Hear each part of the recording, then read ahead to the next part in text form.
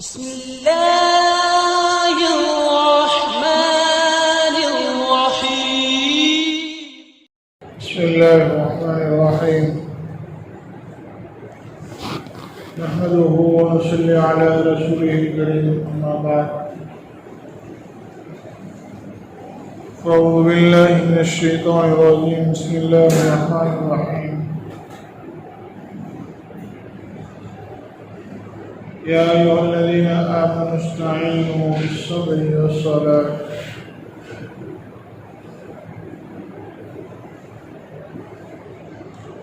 وقال النبي صلى الله عليه وسلم: الصلاة عمود الدين، فمن أقامها أقام الدين، ومن هدمها هدم الدين، أو كما قال عليه الصلاة والتسليم.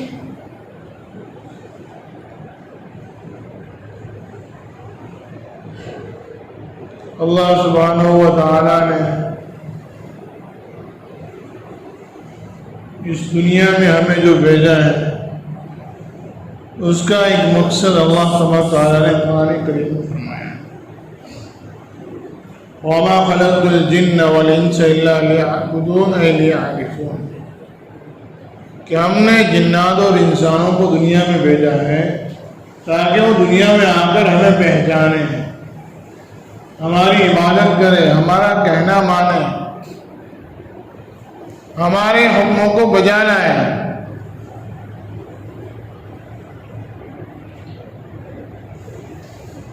اسی لیے اللہ تعالیٰ نے انسانوں کو اپنا نائب کہا ہے کہ اللہ کے احکام کو دنیا میں نافذ کرنا ہے۔ یہ اللہ کا سب سے بڑا مقصد ہے ہمیں پیدا کرنے کا، اور کل قیامت کے دن اللہ تبارک و تعالیٰ اپنے بندوں میں ان چیزوں کو ہی تلاش کرے گا کہ میرا بندہ میری باتوں کو، میرے احکام کو، میرے حکموں کو کتنا پالن کرتا تھا، کتنا بجا لاتا تھا، وہ ہمارے احکام کو کتنا فالو کرتا تھا۔ اللہ اس کو کل قیامت کے دن دیکھیں گے۔ تو سب سے بنیادی چیز جو ہے وہ تو اللہ کو پہچاننا ہے، لا الہ الا اللہ محمد رسول اللہ، یہ سب سے بنیادی چیز ہے۔ اشہد ان لا الہ الا اللہ و اشہد ان محمد عبدہ ورسولہ، یہ بنیادی چیز ہے۔ اور اس کے بعد جو ہے وہ ان کے مضبوط اور اس کو باقی رکھنے کے لیے اللہ کے دیگر احکامات ہیں۔ ہم اللہ کے بندے ہیں اور اللہ کے احکام کو ماننا ہے۔ بندے کا حق تو یہ ہوتا ہے کہ وہ اپنے آقا کی ہر بات کو مانے، اور آقا کے لیے اس پر کوئی ضروری نہیں ہے کہ وہ اس کو اس پر اجرت دے۔ غلام وغیرہ کا جو زمانہ تھا وہ غلاموں کو اجرت نہیں دی جاتی تھی، یہ ذرا آقا ہے۔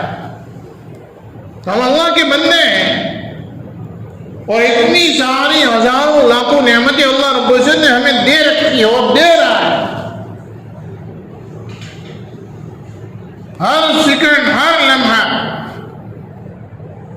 ہزاروں لاکھوں نعمتیں اللہ تبارک و تعالیٰ فرماتے ہیں وَإِن تَعُدُّوهَا لَا تُحْصُوهَا۔ 1400 سال پہلے جب حساب کتاب کرنے کے لیے کوئی چیز نہیں تھی، اس وقت اللہ تبارک و تعالیٰ یہ فرماتے ہیں وَإِن تَعُدُّوهَا لَا تُحْصُوهَا، کہ اگر اللہ کی نعمتوں کو شمار کرنا چاہو تو نہیں کر سکتے۔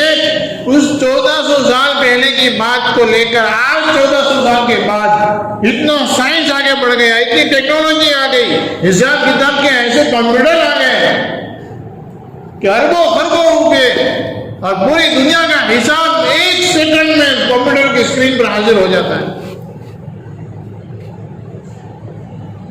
لیکن آج بھی اسمارٹ کمپیوٹر کے زمانے میں بھی اور اس کے آگے نہ جانے کیسی ٹیکنالوجی آئے گی، اور جیسے جیسے حالات آئیں گے، لیکن ان تمام چیزوں کے باوجود بھی اگر دنیا والے یہ چاہے کہ اللہ کی رحمتوں کو شمار کریں، یہ نہیں ہو سکتا،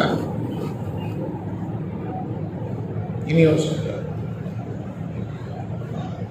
اتنی ساری نعمتیں اللہ ہمیں دے رہا ہے، اور ہر نعمت پر لاکھوں کروڑوں روپے خرچ کر دی جائے تو اس کا بدل نہیں ہو سکتا۔ ہر نعمت پر چھوٹی سی بات کہ ہمارے پھیپھڑوں میں آکسیجن کو جذب کرنے کا جو مادہ اور جو اس کی طاقت رکھی گئی ہے، اگر وہ کم ہو جائے، ہاسپٹل میں لاکھوں روپے لے کر لائن میں لوگ کھڑے تھے، کیا ہوا؟ آکسیجن لیول کم ہو گیا، اس کے پھیپھڑے جو ہے نا وہ آکسیجن قبض نہیں کر سکتے، آکسیجن لے نہیں سکتے، اس لیے اس کو پیور آکسیجن ڈائریکٹ دینا پڑے گا۔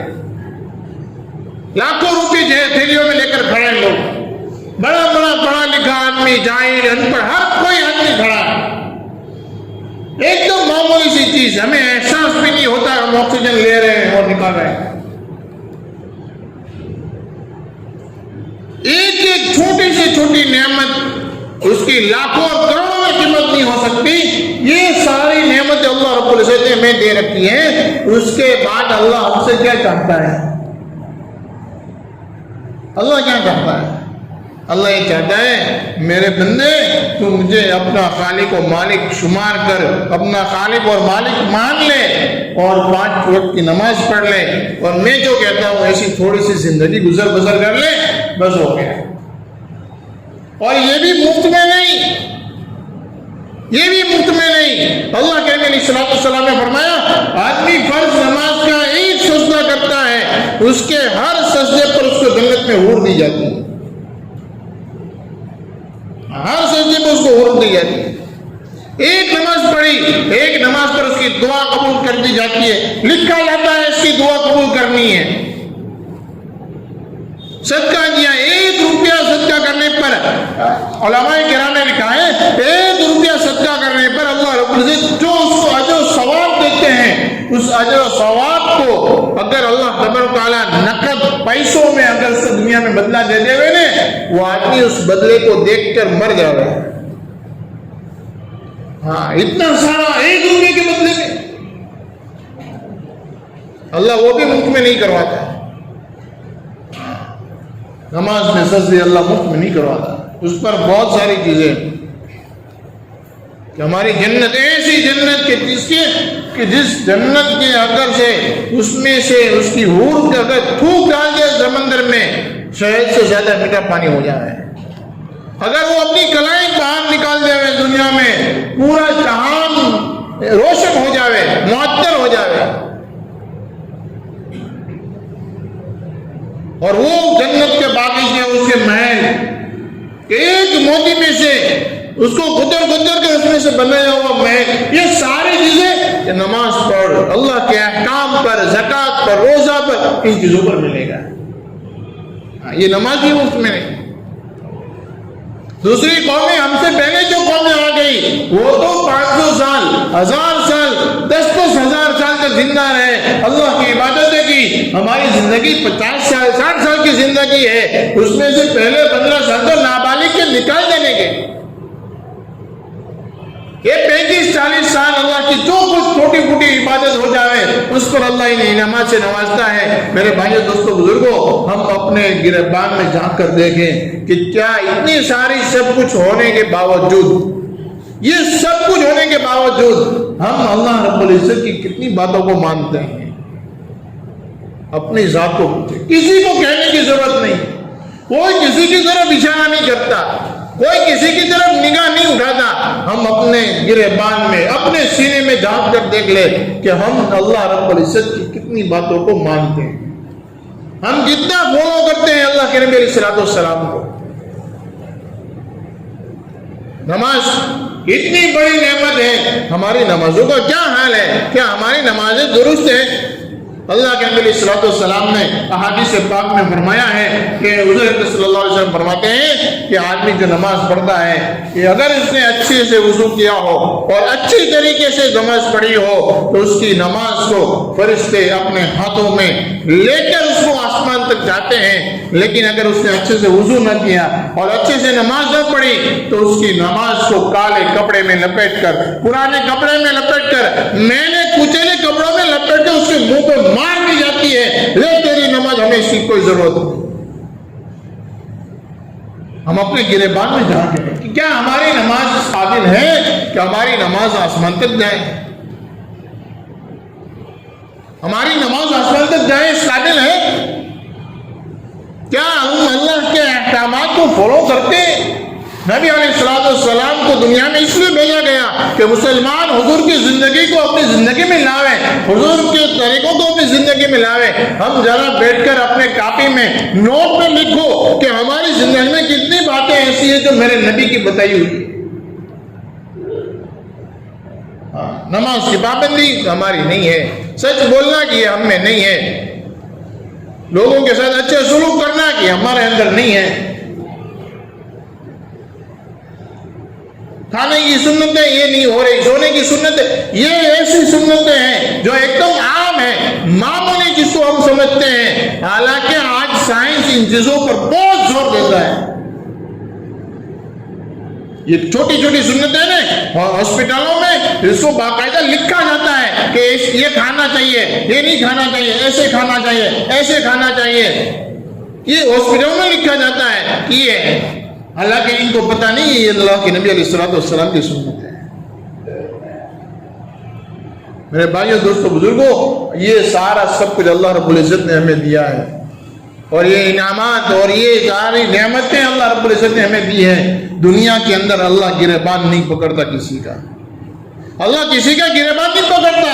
آج تک ایسا نہیں ہوا کہ کہیں کسی کے پاس آ کر یوں کہا کہ تو نے یہ کیوں کیا۔ ہاں کچھ اللہ حالات دیتے ہیں، کچھ مصیبتیں دیتے ہیں، وہ اس لیے دیتے ہیں تاکہ ہم سنور جاوے، ہمارا کوئی بیٹا گھر میں کھیلتے وقت یا کچھ کام کرتے وقت کچھ غلطی کرے، ہم اس کو آہستہ سے ایک تھپڑ لگاتے ہیں یا ٹاپی لگاتے ہیں۔ کیوں لگاتے ہیں؟ کہ بھئی یہ غلطی کرے، اس کو سدھار دے۔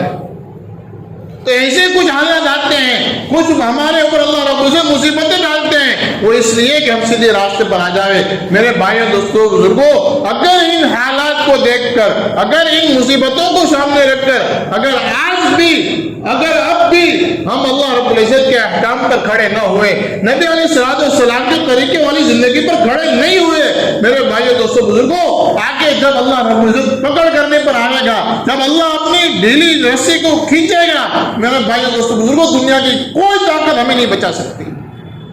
فرعون کا لاکھوں کا لشکر اس کے چاروں طرف تھا، لیکن اللہ کے عذاب سے اس کو نہیں بچا پایا۔ قارون اور حامان کا کروڑوں کا سامان اس کے پاس تھا، لیکن اس کے کروڑوں کا سامان اس کو اللہ کے عذاب سے نہیں بچا پایا۔ ہمارے پاس کیا ہے؟ کون سا ہمارا سیفٹی گارڈ ہے؟ کون سا ہمارے پاس خزانہ ہے؟ کون ہمیں اللہ کے عذاب سے بچائے گا؟ میرے بھائیوں دوستوں بزرگوں، ہم اپنے گریبان میں جا کے نماز کی پابندی کریں۔ یاد رکھیں کہ دیکھو، نماز کے پابندی کے اوپر اللہ رب العزت کے انعامات کے وعدے ہیں۔ وقت ملا اور پڑھ لیا، یہ بھی غنیمت ہے۔ جو بالکل نہیں پڑھتے اس سے یہ بھی غنیمت ہے کہ کچھ وقت کی پڑھ لی، لیکن جو ہے فرض نماز کی پابندی کریں، فرض نماز کی پابندی کریں۔ اگر ایک نماز کی بھی کمی کوتاہی رہ گئی، میرے بھائیوں، اللہ کو جواب دینا ہے۔ اللہ کے نبی صلی اللہ علیہ وسلم نے فرمایا، کل قیامت کے دن ایمان کی کوٹ پوری ہو جائے گی، ایمان ہے نہیں ہے، اس کی کوٹ پوری ہو جائے گی، اس کے بعد دوسری کوٹ لگے گی، اس میں سب سے پہلے نماز کے بارے میں پوچھا جائے گا، نماز کے بارے میں پوچھا جائے گا کہ اس کی نماز کیسی ہے۔ میرے بھائیوں دوستوں بزرگوں، ہم اپنی نماز کی اصلاح کریں۔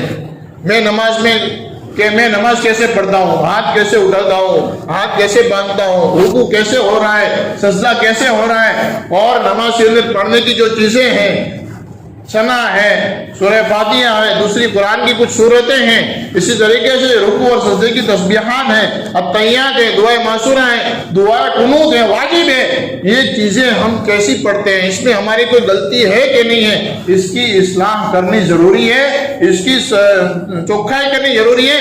میرے بھائیوں، ہم اپنے بازو میں حافظ صاحب مولانا ہے، اس کے پاس جائیں، ان کو بتائیں، ہمارے نماز کی تصحیح کر دیں۔